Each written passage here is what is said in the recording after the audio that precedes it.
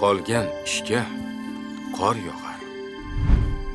365 kunga 365 hikoya kitobidan.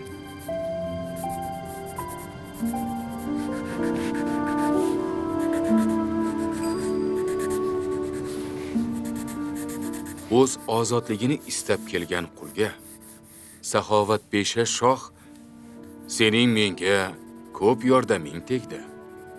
Lekin qo'ling quruq ketma dedi-da, qulining qo'liga savat tutqazib, ushbu bog'dagi mevalardan kech kurguncha terib chiq.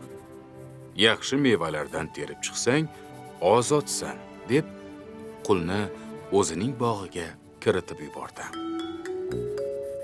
U odam bog'ga kirdi. Birinchi qatorda ajoyib, bir-biridan shirin mevalarni ko'rdi. Uni termoqchi bo'lib turganda, yon qatordagi mevalarni ko'rdi. Ko'ziga birinchi ko'rganlaridan ham chiroyliroq tuyuldi va uni termoqchi bo'ldi.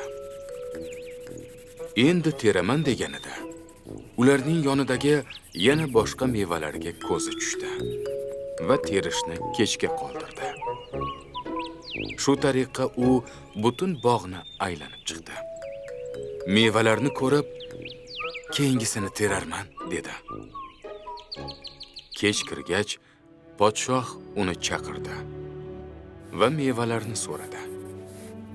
Hamda qo'lidagi savatning bo'shligini ko'rdi. Shunda vaqtini zoya ketkazgan qul podshohdan bir marta imkon bering, terib chiqaman dedi.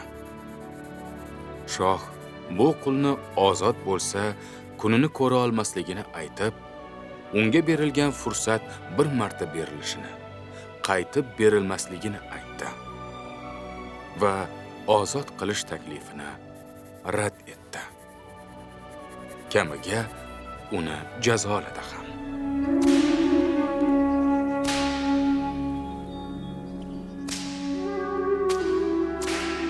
Shuni doim yodda tuting.